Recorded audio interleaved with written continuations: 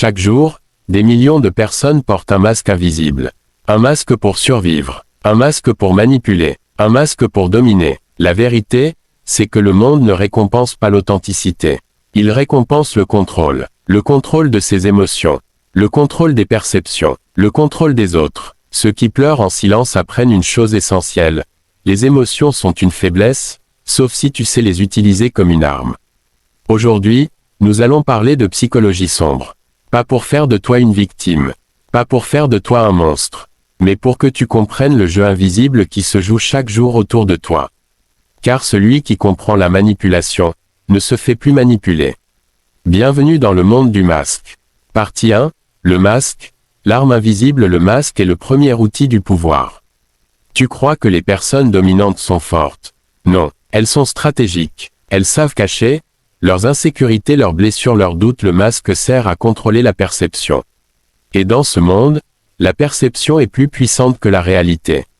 Une personne qui paraît calme domine une personne en colère. Une personne qui paraît détachée domine une personne attachée. Une personne qui paraît indifférente domine celle qui espère. Le pouvoir commence quand tu comprends ceci, les émotions visibles te rendent prévisible. Et ce qui est prévisible, est contrôlable.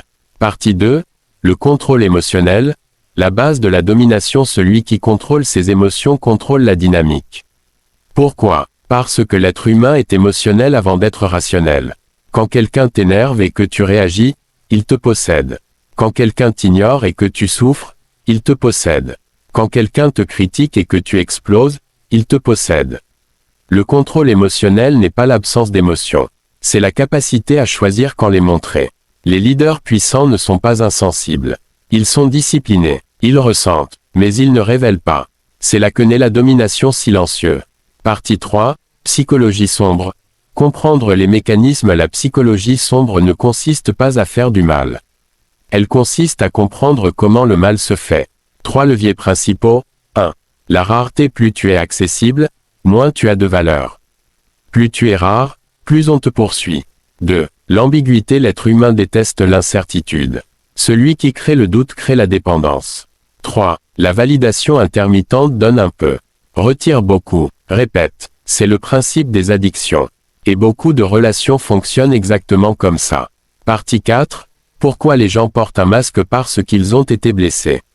Personne ne devient froid sans raison. Derrière chaque masque souriant, il y a une trahison, un rejet, une humiliation, une déception profonde. La douleur forge 2 types de personnes, ceux qui s'ouvrent encore. Ceux qui apprennent à manipuler. La manipulation est souvent un mécanisme de protection. Si je contrôle, je ne serai plus blessé. Mais attention, ceux qui vivent derrière un masque trop longtemps finissent par oublier leur vrai visage. Partie 5, le pouvoir silencieux. Le vrai pouvoir n'est pas bruyant. Il est calme, il observe, il analyse, il attend. Celui qui parle le moins en apprend le plus. Celui qui écoute contrôle la conversation. Celui qui ne réagit pas force l'autre à se dévoiler. Dans un conflit, le plus stable gagne. Toujours. Partie 6, comment ne pas être manipulé. Comprend ces signaux. Excès de charme soudain, victimisation constante, flou intentionnel, alternance chaud, froid, promesse sans acte. La psychologie sombre fonctionne sur la réaction. Si tu retires la réaction, tu retires le carburant. Le silence est une arme. La distance est une stratégie. L'indifférence contrôlée est une protection. Partie 7, domination vs maîtrise de soi. Il y a une différence entre dominer les autres et se dominer soi-même. La première crée la peur. La seconde crée le respect. Un homme ou une femme qui maîtrise ses émotions devient magnétique. Pourquoi? Parce que la stabilité est rare. Et la rareté attire. Partie 8, le prix du masque. Mais il y a un coût. Vivre derrière un masque fatigue. Ne jamais montrer ses faiblesses isole.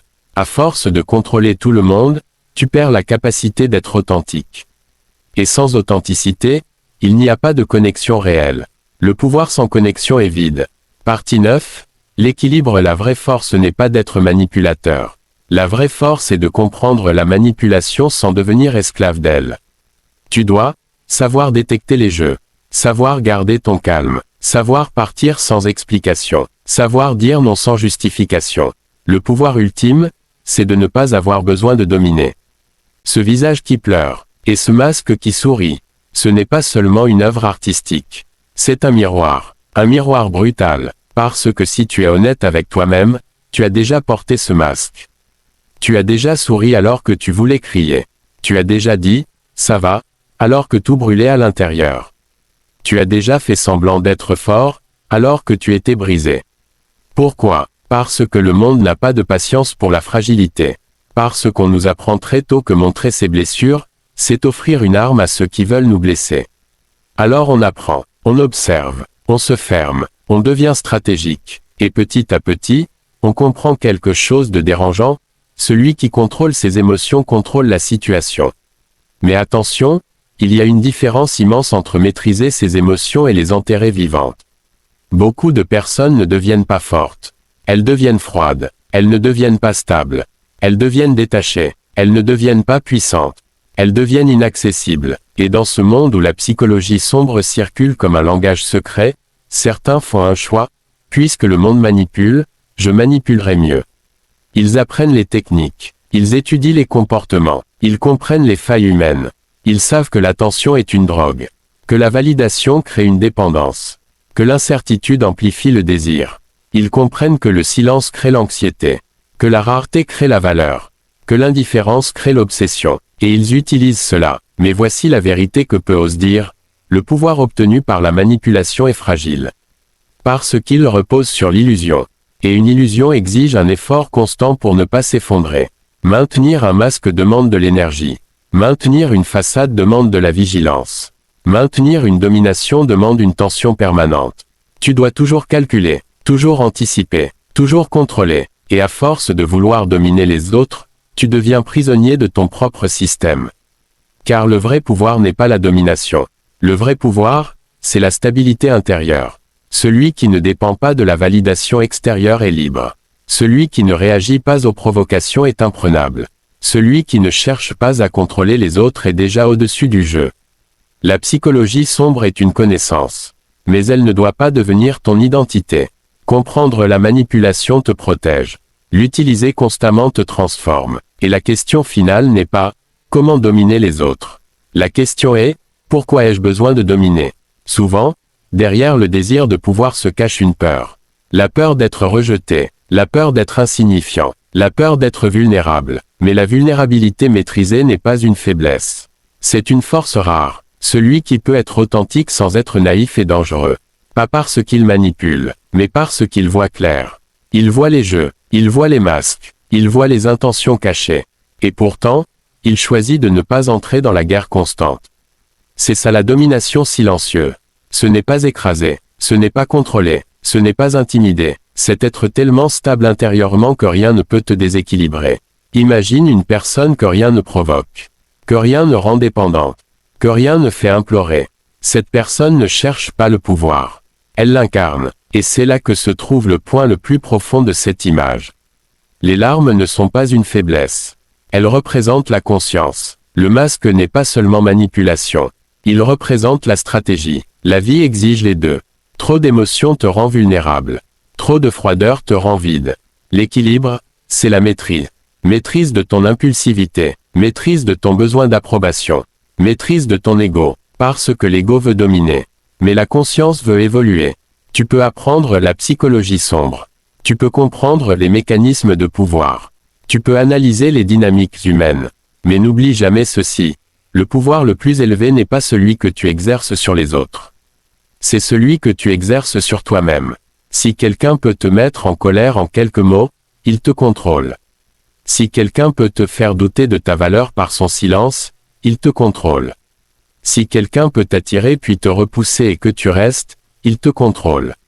Mais le jour où tu deviens émotionnellement indépendant, tout change. Tu n'as plus besoin d'impressionner. Tu n'as plus besoin de prouver. Tu n'as plus besoin de manipuler. Tu observes, tu choisis, tu avances. Et c'est là que le masque tombe. Pas parce que tu es naïf, mais parce que tu n'as plus peur. La peur crée le masque. La maîtrise enlève le besoin du masque. Et peut-être que la plus grande domination, c'est de pouvoir être authentique dans un monde rempli d'acteurs. Alors pose-toi cette question, maintenant, portes-tu le masque pour survivre, ou pour contrôler? Et si tu devais l'enlever aujourd'hui, qui resterait? La personne brisée, ou la personne consciente? Le monde appartient à ceux qui comprennent les règles. Mais la paix intérieure appartient à ceux qui transcendent le jeu. Choisis bien, parce qu'au final, ce n'est pas celui qui manipule le mieux qui gagne. C'est celui qui n'a plus besoin de manipuler. Et le jour où tu atteins ce niveau, tu n'es plus une victime. Tu n'es plus un joueur. Tu es libre. Maîtrise de ton impulsivité. Maîtrise de ton besoin d'approbation. Maîtrise de ton ego. Parce que l'ego veut dominer. Mais la conscience veut évoluer. Tu peux apprendre la psychologie sombre. Tu peux comprendre les mécanismes de pouvoir. Tu peux analyser les dynamiques humaines. Mais n'oublie jamais ceci. Le pouvoir le plus élevé n'est pas celui que tu exerces sur les autres. C'est celui que tu exerces sur toi-même. Si quelqu'un peut te mettre en colère en quelques mots, il te contrôle. Si quelqu'un peut te faire douter de ta valeur par son silence, il te contrôle. Si quelqu'un peut t'attirer puis te repousser et que tu restes, il te contrôle. Mais le jour où tu deviens émotionnellement indépendant, tout change. Tu n'as plus besoin d'impressionner. Tu n'as plus besoin de prouver. Tu n'as plus besoin de manipuler. Tu observes. Tu choisis. Tu avances. Et c'est là que le masque tombe. Pas parce que tu es naïf. Mais parce que tu n'as plus peur. La peur crée le masque. La maîtrise enlève le besoin du masque. Et peut-être que la plus grande domination, c'est de pouvoir être authentique dans un monde rempli d'acteurs. Alors pose-toi cette question, maintenant, portes-tu le masque pour survivre, ou pour contrôler? Et si tu devais l'enlever aujourd'hui, qui resterait? La personne brisée, ou la personne consciente? Le monde appartient à ceux qui comprennent les règles. Mais la paix intérieure appartient à ceux qui transcendent le jeu. Choisis bien, parce qu'au final, ce n'est pas celui qui manipule le mieux qui gagne. C'est celui qui n'a plus besoin de manipuler. Et le jour où tu atteins ce niveau, tu n'es plus une victime. Tu n'es plus un joueur. Tu es libre.